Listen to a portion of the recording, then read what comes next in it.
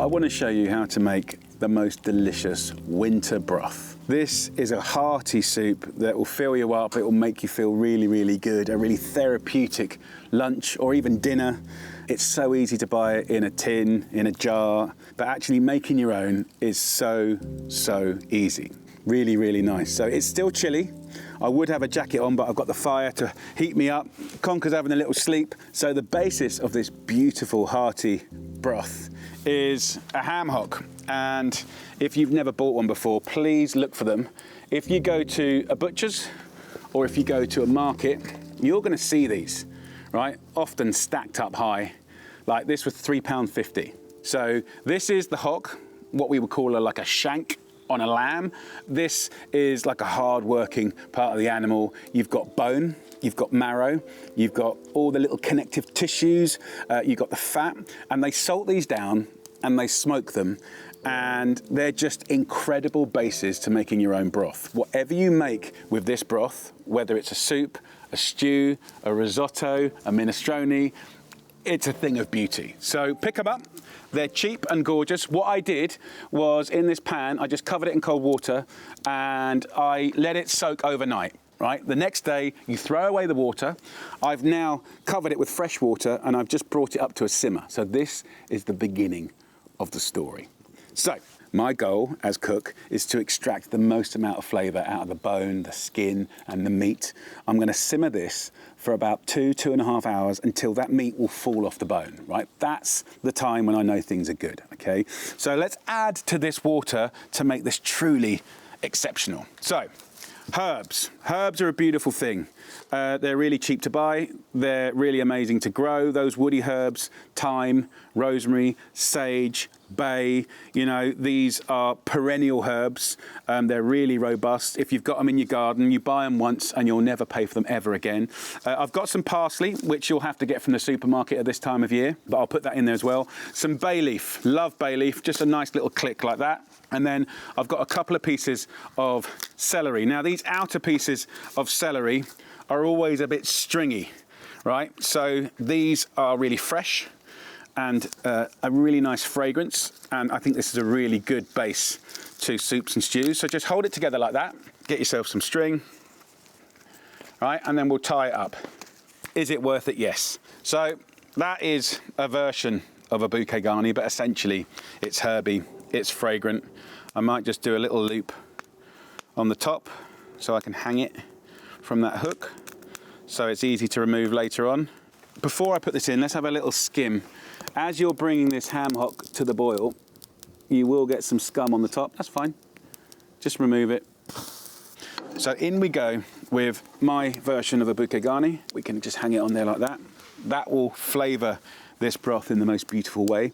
So salty, smoky, you know, porky. You're getting the flavour from the marrow inside the bone.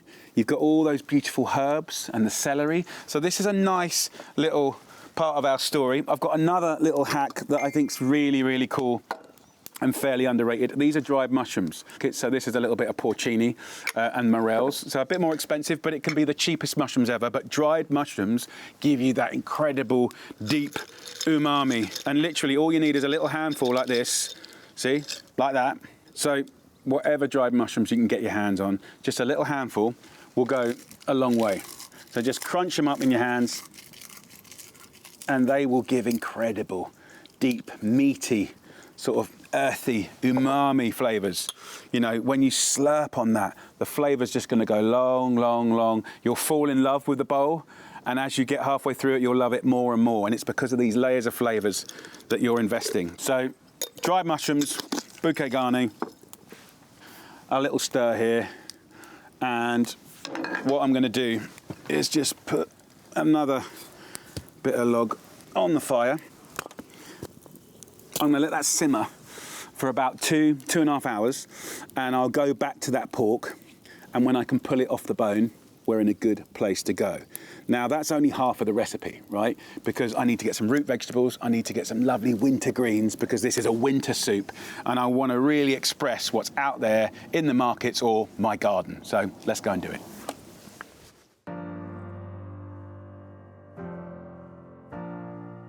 So at this time of year, It's cold. We've had quite a few frosts. And you can look at what's growing in the garden and you can just think it's barren. There's nothing going on. But actually, if you look, you can do quite well. Like, it looks miserable here, but you've got beautiful sprouting broccoli here. And it's what I call going grovelling at this time of year, like making the effort to get in there, and particularly the brassica family, cabbages, Brussels sprouts, sprouting broccoli, red cabbage, green cabbage, you know, all of that family, super nutritious. It's had a frost, so it's broken down some of the fibrous connective tissue, released some of those natural sugars. So actually, when it comes to veggies and nutrition, there's some really good stuff. I mean, look at that. So that, in our little broth, is going to be amazing.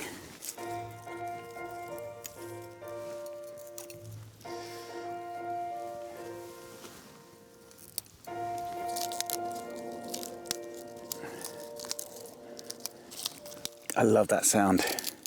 You know, all of these things really benefit from a frost. And the brassica family is, like, you know, so easy to grow, super nutritious, and whatever form they come in, from cabbages, white, red, Savoy, you know, Chinese style cabbages, Brussels sprouts, sprouting broccoli, they're just so delicious, you know, and in all the different age forms as well. Can you see? Like, these are all different sizes, but the same thing. You know, you can eat these whole, delicious. So even if they look a little bit beaten up, and maybe a little bit nibbled by something, you just put your knife in that little back bit of the root and you just peel off that outside layer, and it's just going to reveal the most beautiful little mini cabbage inside. Look at that. And you'll be left with something beautiful. Look at that. So here is the Brussels top, one of my favourite bits. So anything like a little bit caught, you can get rid of. But all of these leaves here are just juicy and delicious. Just raining down Brussels tops. These look beautiful. Oh my goodness gracious me. This is another level. So these are really nice. So on this massive stalk here, you can just click off. This is kind of like a Brussels sprout. It's a different variety. As I open it out, just look at the colours. You know, the light green hasn't seen any daylight. The dark green has. Super nutritious. You've got almost like a little bud, sort of almost Brussels-like cabbage there. Beautiful colours.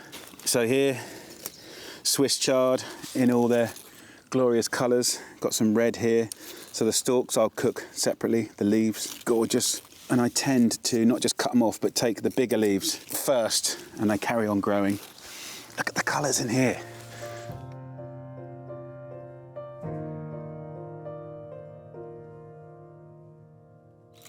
So I love that idea that in winter you presume that it's miserable, depressing, and maybe it is, maybe that is true. But I like the idea that if you're a cook, whether you're growing your own stuff or just searching, you know, adventuring down the markets, supermarkets, even, you're finding colour, you're finding optimism. And of course, when you're making something as gorgeous and slurpy and therapeutic as a broth or soup or a stew, you know, you can really bring that to life. Look at that, just beautiful.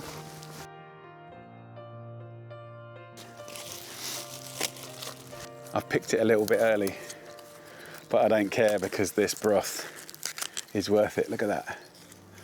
A little Romanesco style cauliflower, and the leaves are really good.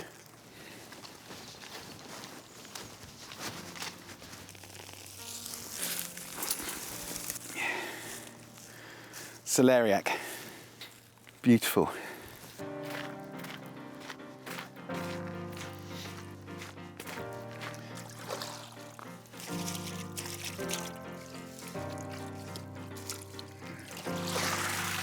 So I've washed all those beautiful greens and I've got my root veg ready to go.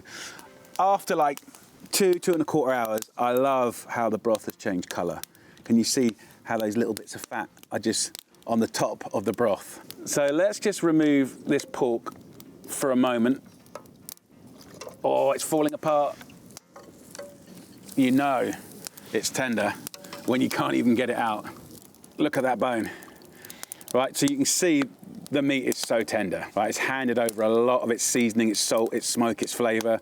And this bone, look, you can see, it's gorgeous. That goes back in the broth. This can just stay out for a little while. Let's chop up some veggies. So simple, humble, cheap veggies, right? Carrots. So what I want to do is just prep up some veg and get it in that broth. So first up, some carrots, just half it and roughly chop it. Let's just push it into the broth. Then we're going to have some turnips. Now we've got the greens here. The turnip greens are really nice. So I'll just take those off and I'll save these for later. Turnips, super underrated. And again, just chop them up so you get roughly sort of 1-2 centimeter chunks like that. Look, beautiful. So for me, you know, this soup is absolutely all about celebrating the cheapest of ingredients. Onions, carrots, celery, probably the cheapest cut of pork, making litres of soup and being able to feed quite a large amount of people. Nourishing, nutritious, and, you know, flavours that make you feel like just really grateful and good. Celeriac from the garden. So I've given it a good wash, but you can see there's quite a lot of mud there. So I'll just trim that little kind of furry part off. So just cut off that root and then take off the end. With the celeriac, you can peel it if you wish. If it's nice and clean, you don't have to. You can see, actually, this is a little discoloured, and that's from the frosts that we've had. But don't let that put you off. It's nice and firm, and it's going to be utterly delicious. So, centimetre slices. And, you know, the way I'm cutting this veg on purpose is rough and ready and not perfect.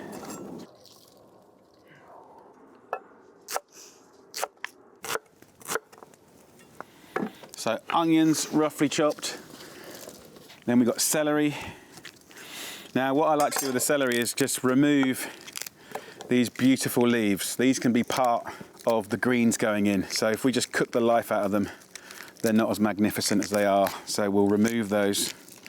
And the green celery leaves are slightly bitter, not so positive. The yellow ones, beautiful, fragrant, and a real gift. And basically you could use any root veg you can get your hands on. Swede is particularly good, but I haven't got any. So that goes in. I've got a potato. So just one potato, 200 grams, just diced up. Somehow, just getting the odd little hit of potato, it absorbs that lovely seasoned smoky broth, and it's just so nice. So a little bit of spuds, not loads. And that's it. So what I'm going to do is now add some pearl barley. Have a little look at this. This is very, very old school British and sort of peasant food, really. And this will swell up when cooked in broth. It will triple in size and it will almost sort of plume out and it becomes soft and creamy and spongy. So it takes about 35 minutes to cook. So just let that rain down into the broth. And I'm going to let that just simmer now for another 35 minutes until the pearl barley is nice and tender. Then we'll go in with those beautiful greens that we picked, all chopped up nice. And that will be pretty much the end of this beautiful broth. Now, I know cooking over fire probably feels like really old school and rustic. It's a beautiful thing to do, right? Probably more cooking has happened like this than in a home, on a hob, in a stainless steel pan, right? Which is relatively new. But if you are at home, get your biggest pan. You can do this, make a beautiful batch of broth, enjoy it that weekend, and then you can save it for the week to come. You can even freeze it down. If you look, you've got the heat source here, then you've got the smoke, and the smoke's kind of licking around the top of the pan. So your standard like braise, ragu, bolognese, chili con carne, soup, you know, stew, is going to have that kissing of smoke that gives you that extra flavour. So it's a beautiful way to cook. So look, half an hour and then I'll finish the soup. So look, I've gone grovelling in the garden, had a little look around, but the same principle applies to you going down your local, you know, town market or even supermarket. Have a little look, see what's local. You know, there's always going to be local veggies that are at their best and most nutritious and cheapest. And like, there's nothing cheaper than the cabbage family, honestly. Like, it's not like you normally have to pay much for them, right? So what I tend to do now is just use my common sense to pick off the green leaves, right? And chop them up so they're nice kind of mouth-sized pieces. With things like stalk, obviously they're a bit more dense than the leaf. So we can just cut the stalk up, put it to one side, and we'll cook those a little bit more. And each one of these different veggies has a whole chemistry.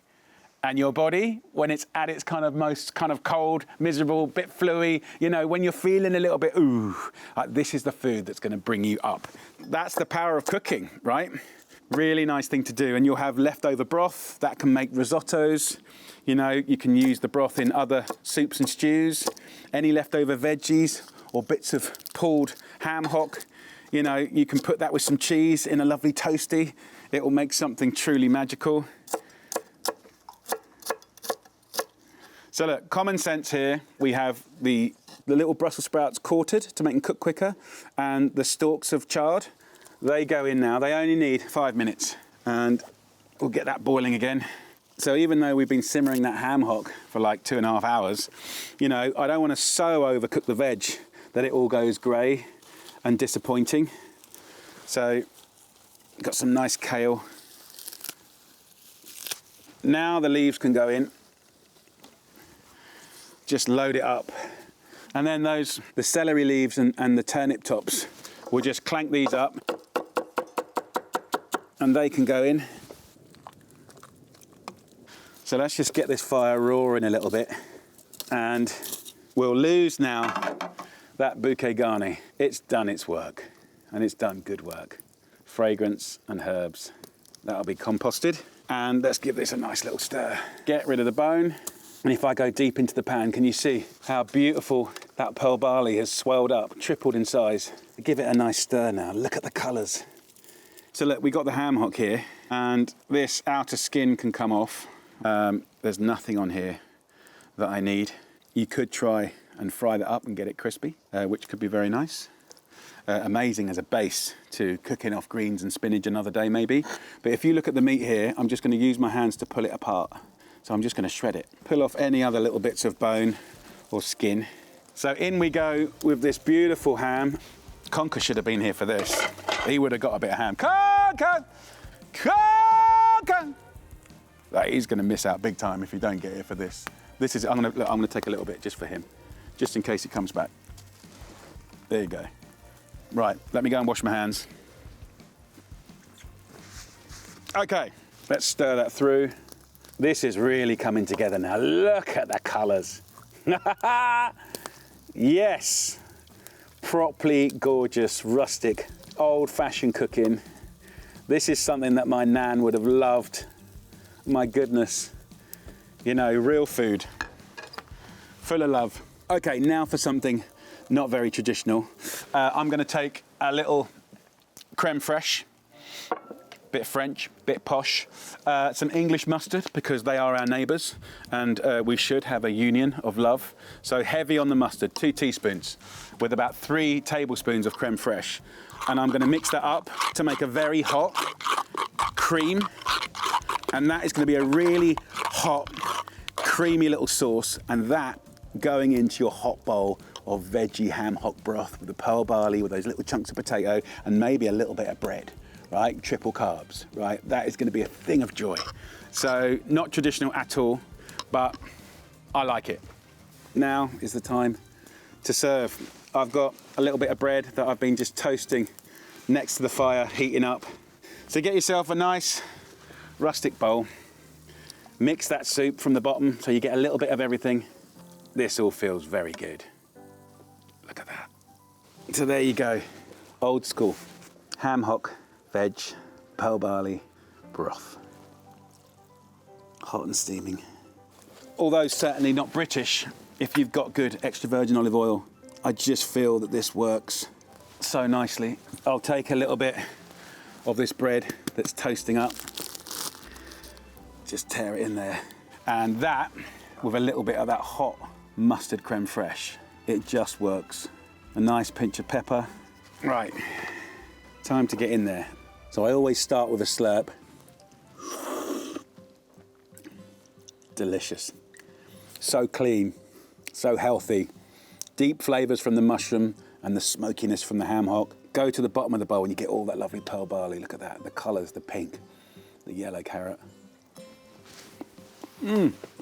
So good. You just know that this is good for you. And then pull that bread apart and just let it get soaked into all of that goodness. Get a little bit of that mustard creme fraiche.